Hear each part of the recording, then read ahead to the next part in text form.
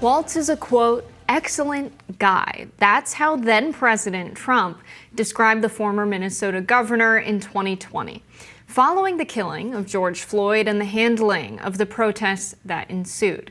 ABC News first reported the story from an audio clip that it obtained of a phone call Trump had with a group of governors. He sang praises about Walz, saying he, quote, dominated Minneapolis. Let's watch. I fully agree with the way he handled it the last couple of days. I asked him to do that, and the whole world was laughing. 3 days later, I spoke to the governor. The governor's, I think, on the call, and he's an excellent guy. You've got a big National Guard out there that's ready to come in and fight like hell.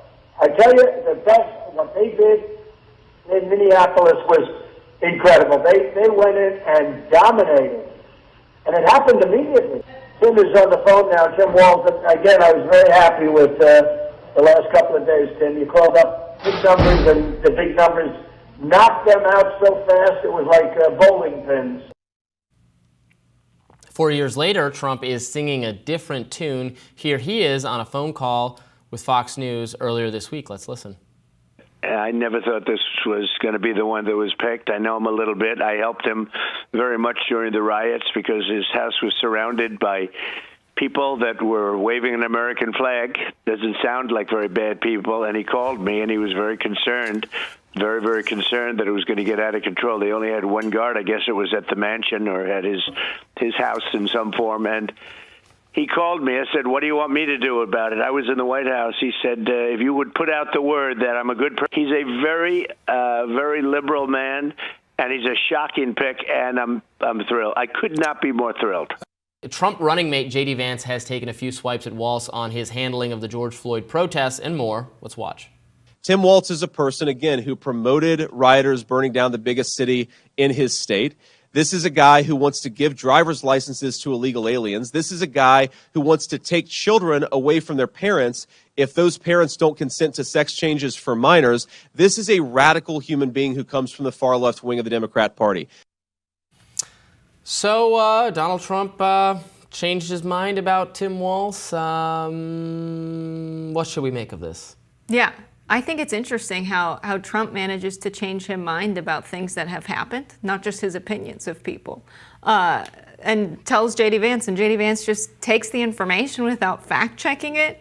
It's honestly amazing because Tim Walz called in the National Guard. It wasn't that, as Trump puts it, he told him to, and then he did. Before Trump even talked about it, Walz had met with his mayor there in Minneapolis, and on the 28th of May 2020 called in the National Guard. Trump didn't say anything about this until June 19th of 2020, claiming he forced the Democrat-run Minnesota to bring in the National Guard, but the email trail shows they did not even talk about it. And Walz called it in before, as a lot of people have gotten this wrong, the precinct was burnt down. So I think that they're just running on things that are not true because they have just run against their policies, run against things they actually support and believe in and things they actually did. The fact that they're running against made-up stuff shows they don't actually have a campaign against Harris and Walz. Yeah, look, in this case, I think it's not ideal that Trump said nice things about Walz at the time. And, as I've said many times, it would be great if Republicans had a stronger candidate of their own for all the complaining they're doing that, the Democrats swapped out their candidate when he was flailing and got one that is, at least on paper, doing better. That's not fair. It's like, well, you could do that too.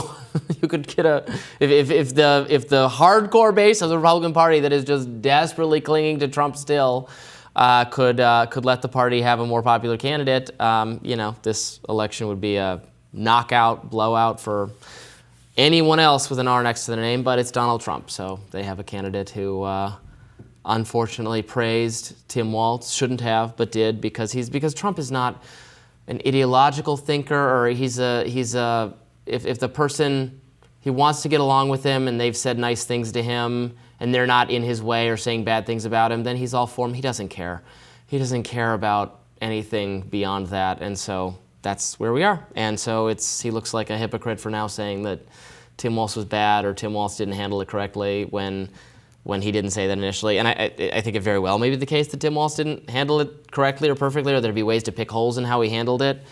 But, you know, Trump wanted to get along with him at the time, so he didn't choose that tactic, and here we are. Yeah, I think, you know, Tim Walz is one of those guys that's popular among people on the right and left. That's how he won in a red district.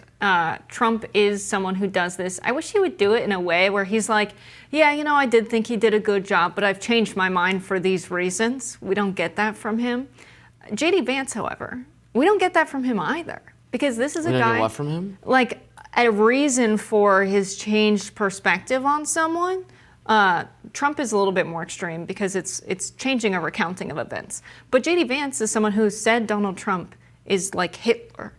Well, I don't think it's fair to say we haven't gotten an explanation for that. You can reject his explanation, but he said that he thought, his stated explanation is that he thought Trump was fake, was not actually going to do any of the things he said he would do about delivering for working people, was just, you know, was not sincere, was not all of those things, and then he turned out to be, in J.D. Vance's view, a good president who was delivering on the promises he made, and so he changed his mind about him. Yeah, That's but what we he don't says know happened. why.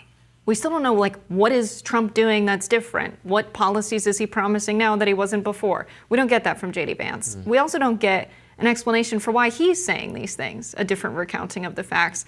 He would have to find this information out either from Donald Trump and take his word for it, or he could just look at the reporting on what actually happened. And the fact that he's not does not make me confident in the vice presidential pick on top of Trump. It's a liability. All right, more Rising right after this.